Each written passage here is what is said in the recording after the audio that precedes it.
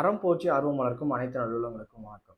Petrol விஷயத்துல கவர்மெண்ட்டுக்கும் சரி மக்களுக்கும் சரி ஒரு பெரிய கவலை இருந்துட்டே இருக்கு. மக்களுக்கு என்னன்னு பாத்தீங்கன்னா நாளுக்கு நாள் அதிகரிச்சுட்டே போற பெட்ரோலோட விலை. அதே நேரத்துல கவர்மெண்ட்டுக்கு என்னன்னு பாத்தீங்கன்னா குரூட் ஆயில் அதிக அளவுல வெளிநாடுகள்ல இருந்து இறக்குமதி செய்ய வேண்டியிருக்கிற சுமை. இந்த ரெண்டு பிரச்சனைக்கும் தீர்வு காண்ற விதமா கவர்மெண்ட் கொண்டு வந்திருக்கிற ஒரு திட்டம் தான் E20 வகை பெட்ரோல். E20 வகை பெட்ரோல் அப்படின்னா ஒரு லிட்டர் பெட்ரோல்ல 800 ml பெட்ரோல் இருக்கும், 200 ml எத்தனால் இருக்கும். அதாவது பெட்ரோல்ல 20% எத்தனால் கலக்குறாங்க.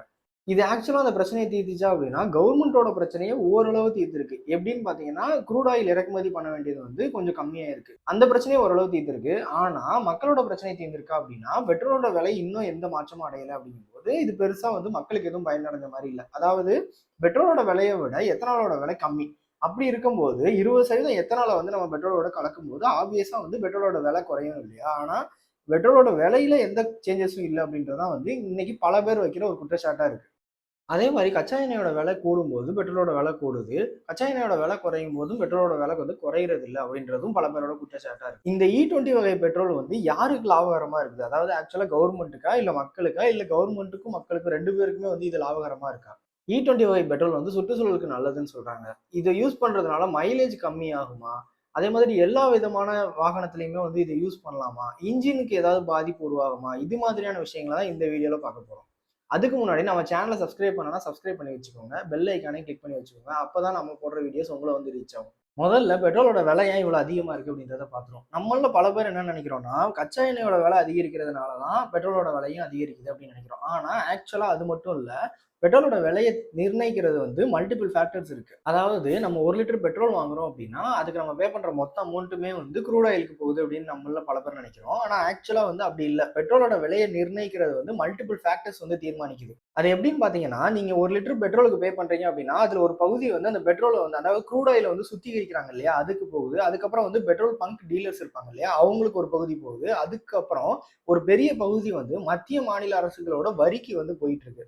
ஆக்சுவலா பெட்ரோலோட ரேட் எப்படி ஸ்பிளிட் ஆகுது அப்படின்னு பாத்தீங்கன்னா இப்ப க்ரூட் ஆயில் ஒரு 45 ரூபாய் கொடுத்து வாங்குறாங்க அப்படின்னா அதை ப்ராசஸ் பண்ற சார்ஜஸ் 5 ரூபா 50 பைசா அப்படின்ற மாதிரி பே பண்றாங்க. அதுக்கப்புறம் எக்ஸைஸ் டியூட்டி, அதாவது சென்ட்ரல் அண்ட் ஸ்டேட் கவர்மெண்ட் கொடுக்குற டாக்ஸ் இருக்கு பாத்தீங்களா, அது 21 ரூபாய் 90 பைசா அப்படின்ற மாதிரி இருக்கு.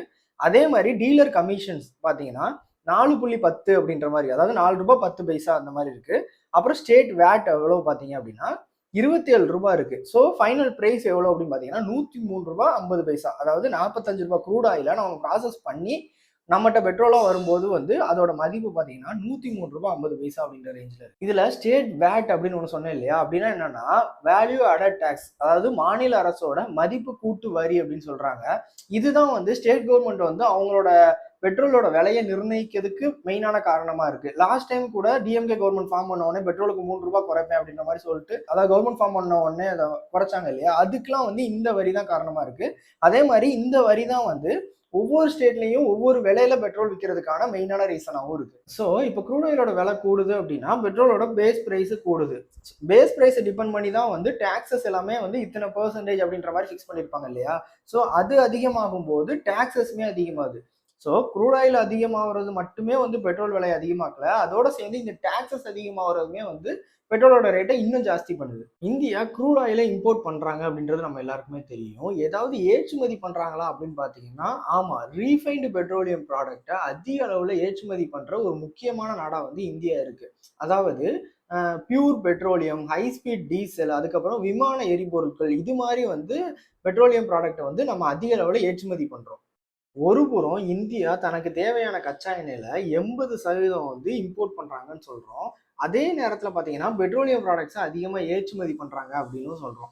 எப்படி இதை பேலன்ஸ் பண்றாங்க? இந்தியாவோட வணிக முறை என்ன அப்படின்னு பாத்தீங்க அப்படின்னா சவுதி அரேபியா, ஈராக், ரஷ்யா மாதிரியான நாடுகள்கிட்ட இருந்து குறைஞ்ச விலையில கச்சா எண்ணெயை இறக்குமதி பண்ணிட்டு அதை பியூரிஃபை பண்ணி, அதாவது சுத்திகரிச்சு ரீஃபைன்லாம் பண்ணிட்டு உயர்தர பெட்ரோலிய ப்ராடக்டை பல நாடுகளுக்கு ஏற்றுமதி பண்றாங்க. இது மாதிரி இந்தியாட்ட இருந்து இந்த பெட்ரோலியம் ப்ராடக்டை வாங்குற நாடுகள் எதெல்லாம் அப்படின்னு பாத்தீங்க அப்படின்னா Netherlands, UAE, Singapore, USA, Australia, இது மாதிரியான நாடுகளுக்கு இந்தியால இருந்து ஏற்றுமதி ஆகுது. குறிப்பா குஜராத்ல இருக்க ரிலையன்ஸ் இண்டஸ்ட்ரிக்கு சொந்தமான ராம்நகர் ரிஃபைனரிஸ் தான் உலகின் மிகப்பெரிய ஒற்றையிட எண்ணெய் சுத்திகரிப்பு வளாகமா கருதப்படுது. இதுல பாத்தீங்க அப்படின்னா ஒரு நாளைக்கு 12.4 லட்சம் பேரல் கச்சா எண்ணெய் சுத்திகரிக்கும் திறன் கொண்டதா இருக்கு.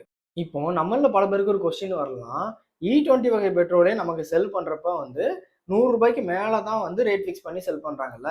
அப்போ வெளிநாடுகளுக்கு எக்ஸ்போர்ட் பண்ற 100% பியூரான பெட்ரோலுக்கு எவ்வளோ ரேட் ஃபிக்ஸ் பண்ணியிருக்காங்க அப்படின்ற மாரி கொஸ்டின் வரும்.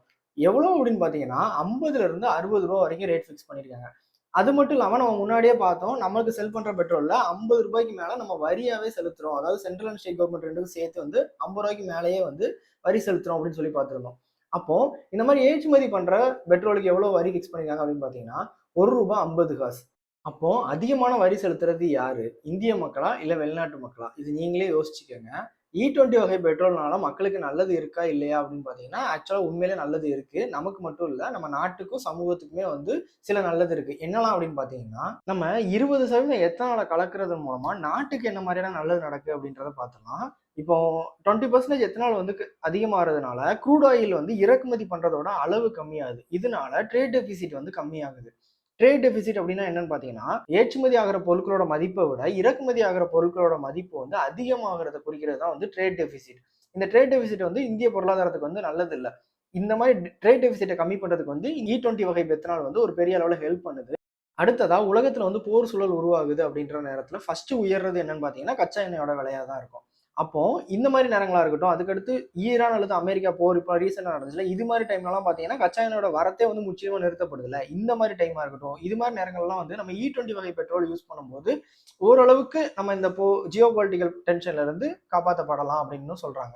மக்களுக்கு இதனால என்ன மாதிரியான நன்மைகள் நடக்கும் அப்படின்னு பாத்தீங்கன்னா, இந்த எத்தனால் வந்து பெரும்பாலான அளவுல கரும்பு அல்லது பிற விவசாய கழிவுகள்ல தான் தயாரிக்கப்படுது. ஸோ இதனால நேரடியா பயனடைகிறது யாருன்னு பார்த்தீங்கன்னா, நம்ம விவசாயிகள் தான். அது மட்டும் இல்லாம இந்த எத்தனாலோட டிமாண்ட் அதிகமாகும்போது, கரும்பு டிமாண்ட் அதிகமாகும் அல்லது அந்த விவசாய கழிவுகளோட டிமாண்ட்ஸும் அதிகமாகும்ல. அதனால அந்த விவசாயிகளுக்கு வந்து அதிக விலை அல்லது அதிக வருமானம் கிடைக்கிறதுக்கான வாய்ப்பு இருக்கு. அதுக்கு அடுத்து பார்த்தீங்க அப்படின்னா, இந்த எத்தனால தயாரிக்கிறதுக்கான அந்த உற்பத்தி ஆலைகள்லாம் உருவாக்கணும்ல, அதெல்லாம் வந்து மேபி கிராமப்புறங்கள்ல இருக்கலாம். ஏன்னா, நமக்கு டைரக்ட்டாவும், ஈஸியாவும் கிடைக்கும்ல. அந்த கழிவுகள கலெக்ட் பண்றதா இருக்கட்டும், அது மாரி நெறைய ப்ராசஸ் வந்து ஈஸியா இருக்கும் கிராமங்கள்ல வச்சா. ஸோ, இதனால வந்து நெறைய உற்பத்தி ஆலைகள் வந்து இந்த கிராமப்புறங்கள்ல அமைய வாய்ப்பு இருக்கு. அதனால வேலை வாய்ப்புகளும் கிராமப்புறங்கள்ல அதிகமாறதுக்கான வாய்ப்பு அதிகமா இருக்கு. அது மட்டும் இல்லாம, இந்த கரும்பா இருக்கட்டும், இல்ல பிற விவசாய கழிவுகள்லாம் தேவைப்படுதுல்ல, அதுக்கெல்லாம் வந்து அத உற்பத்தி பண்றவங்களுக்காக மானியமோ, இல்ல கடன் உதவிகளோ வந்து கவர்மெண்ட் சைட்ல இருந்து அதிகமா செய்றதுக்கான வாய்ப்புகளும் இருக்கு. இது மாரி வந்து மக்களுக்கு டைரக்ட்டா பயனடைறதுக்கான வாய்ப்புகள் இருக்கு. நார்மல் பெட்ரோலோட இந்த எத்தனால் கலந்த பெட்ரோல் எரிக்கிறப்போ வந்து சுத்தமா எரியுதுன்னு சொல்றாங்க. அதாவது இப்ப நார்மல் பெட்ரோல நீங்க எரிக்கிறீங்க அப்படின்னா, அப்ப உருவாகுற கார்பன் எமிஷன விட இந்த எத்தனால் கலந்த பெட்ரோல் அதாவது E20 வகை பெட்ரோல் எரிக்கிறப்போ உருவாகுற கார்பன் எமிஷன் வந்து கம்மியா இருக்குன்னு சொல்றாங்க. ஸோ இதனால வந்து காற்று மாசுபாடு குறையுது. சுற்றுச்சூழலுக்கு நல்லதா இருக்கு. ஸோ இது லாங் டேர்முக்கு பார்த்தீங்கன்னா, நெக்ஸ்ட் ஜெனரேஷனுக்கு வந்து ஒரு நல்ல காத்த சுவாசிக்கிறதுக்கான ஆப்ஷனாவும் அமையுது. ஸோ இந்த E20 வகை பெட்ரோல் பார்த்தீங்க அப்படின்னா, நாட்டோட பொருளாதாரம், விவசாயம், சுற்றுச்சூழல், அதோட வேலைவாய்ப்பு இது மாரி நெறைய துறைகளுக்கு வந்து நன்மை பயக்கக்கூடியதா தான் இருக்கு. இதுவரைக்கும் E20 வகை பெட்ரோலோட அட்வான்டேஜஸ் என்னலான்னு பார்த்துட்டோம். இதுக்கப்புறம் வந்து டிஸ்அட்வான்டேஜஸ் என்னலான்னு பார்த்துடலாம். ஃபர்ஸ்ட் விஷயம் பார்த்தீங்கன்னா, மைலேஜஸ் வந்து டிக்ரீஸ் ஆகுறது. இப்போ நார்மலா ஒரு வெஹிக்கிள்ல வந்து இவ்வளோ மைலேஜ் எடுக்கிறீங்க அப்படின்ற மாரி இருந்துச்சுன்னா, அதுல இருந்து 3ல இருந்து 6% வரைக்கும் E20 வகை பெட்ரோல் யூஸ் பண்றப்ப கம்மியாகுதுன்ற மாரி சொல்றாங்க. இப்ப எக்ஸாம்பிளுக்கு உங்களோட கார் வந்து 18 கிலோமீட்டர் 1 லிட்டருக்கு வந்து மைலேஜ் குடுக்குது அப்படின்னா, இத வந்து நீங்க E20 வகை பெட்ரோலா யூஸ் பண்றப்ப என்ன ஆகும்னா, இதுல வந்து 1 கிலோமீட்டர் வரைக்கும் கம்மியாறதுக்கான சான்சஸ் இருக்குன்னு சொல்றாங்க. நெக்ஸ்ட் இன்ஜின் மற்றும் எரிபொருள் அமைப்பின் பாதிப்பு. அதாவது இந்திய தர நிர்ணய அமைப்பு BIS அதோட தரநிலைப்படி பார்த்தீங்கன்னா 2023க்கு அப்புறம் தயாரிக்கப்பட்ட வாகனங்கள் எல்லாருமே வந்து E20 வகை பெட்ரோலை வந்து சப்போர்ட் பண்ணியிருக்கணும் அப்படின்ற மாதிரி ரூல் பாஸ் பண்றாங்க. ஆனா 2023க்கு முன்னாடி தயாரிக்கப்பட்ட வாகனங்கள் வந்து நிறைய வெஹிக்கிள்ஸ் வந்து இந்த E20 வகை பெட்ரோலுக்கு வந்து பாதிப்பு அடையுது.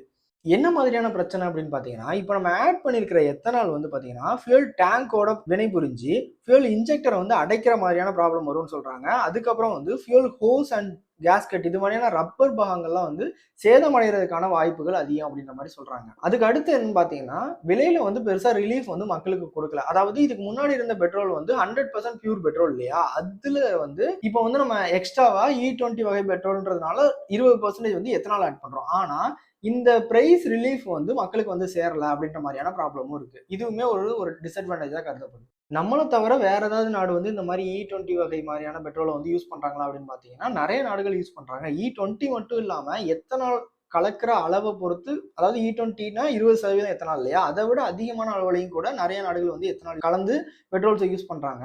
சில நாடுகள் பார்த்தீங்க அப்படின்னா E20, 25 அப்படின்ற மாரி பல்வேறு வேரியேஷன்ல வந்து பெட்ரோல்ஸை வந்து செல் பண்ணிட்டு தான் இருக்காங்க. என்ன மாதிரியான நாடுகள் அப்படின்னு பார்த்தீங்கன்னா, E20 வந்து பார்த்தீங்கன்னா இந்தியா, தாய்லாந்து, ஜிம்பாப்வே இது மாதிரியான நாடுகள் வந்து யூஸ் பண்றாங்க. E25 பார்த்தீங்க அப்படின்னா போலிவியா அப்படின்ற ஒரு கண்ட்ரி, அதுக்கப்புறம் வந்து E27.5 வந்து பிரேசில், E30 வந்து பராகுவே, அதுக்கப்புறம் வந்து E85 வந்து யுனைடெட் ஸ்டேட்ஸ், தாய்லாந்து, பிரேசில், அதுக்கப்புறம் E100 வந்து பிரேசில். இது மாதிரி வந்து பல நாடுகள் வந்து இந்த மாதிரி எத்தனால் கலந்த பெட்ரோல்ஸ் வந்து யூஸ் பண்றாங்க. இது மட்டும் இல்லாம அவங்கலாம் யூஸ் பண்ற மற்ற நாடுகள் யூஸ் பண்ற எத்தனால்லாம் பாத்தீங்கன்னா ஒரு இண்டஸ்ட்ரியில ப்ரொடியூஸ் பண்ற மாதிரியான ஒரு எத்தனால தான் யூஸ் பண்றாங்க. ஆனா இந்தியால பாத்தீங்க அப்படின்னா முழுவதுமே வந்து விவசாய கழிவுகள்ல இருந்து உருவாக்கப்பட்ட எத்தனால தான் அதிகமா யூஸ் பண்றாங்க. இது வந்து நமக்கு ஒரு அட்வான்டேஜா இருக்கு. ஸோ E20 வகை பெட்ரோலை வந்து முற்றிலுமா நம்மளால தவிர்க்க முடியுமா அப்படின்னா முடியாது. இதுக்கப்புறம் வந்து வரப்போற நாட்கள்ல வந்து E20 வகை பெட்ரோலை தான் வந்து அதிகமா யூஸ் பண்ண போறோம். இப்போ நம்ம என்ன பண்ண முடியும் அப்படின்னா 2023க்கு அப்புறம் தயாரிக்கப்பட்ட வாகனங்களை நம்ம வாங்கியிருந்தோம் அப்படின்னா நமக்கு எந்த விதமான ப்ராப்ளமுமே இல்லை. ஆனா அதுக்கு முன்னாடி இருக்கிற வாகனங்களை வந்து நம்ம யூஸ் பண்ணிட்டு இருக்கோம் அப்படின்னா நம்ம அந்த வெஹிக்கிளுக்கு வந்து E20 வகை பெட்ரோல் வந்து சப்போர்ட்டடா அப்படின்ற மாதிரியான சில டெஸ்ட்டை வந்து நம்ம செக் பண்ணி பார்க்க வேண்டியது. அதுல வந்து சப்போர்ட்டட் இல்லை அப்படிங்கிற பட்சத்துல நம்ம வெஹிக்கிள்ல என்ன மாதிரியான மாற்றத்தை உருவாக்க முடியும் அப்படின்ற மாதிரியாகவும் செக் பண்ண வேண்டிய தேவை இருக்கு. அப்படி இல்லை அப்படின்னா இந்த E20 வகை பெட்ரோல்ல இருக்கிற பாதகங்களோட தான் பயணிக்க வேண்டிய நிலை ஏற்படலாம். E20 வகை பெட்ரோலை பத்தின உங்களோட கருத்தை வந்து கமெண்ட் செக்ஷன்ல சொல்லுங்க. அது மட்டும் இல்லாம இது மாதிரியான சுவாரஸ்யமான வீடியோவுக்கு நம்ம சேனலை சப்ஸ்கிரைப் பண்ண மறந்துடாதீங்க. பெல் ஐகானை கிளிக் பண்ணி வச்சுங்க. தேங்க்ஸ் ஃபார் வாட்சிங். இந்த வீடியோ உங்களுக்கு பிடிச்சிருந்தா லைக் பண்ணுங்க, ஷேர் பண்ணுங்க மற்றும் கமெண்ட் பண்ணுங்க. மறக்காம புக்டியூப் தமிழுக்கு சப்ஸ்கிரைப் பண்ணுங்க.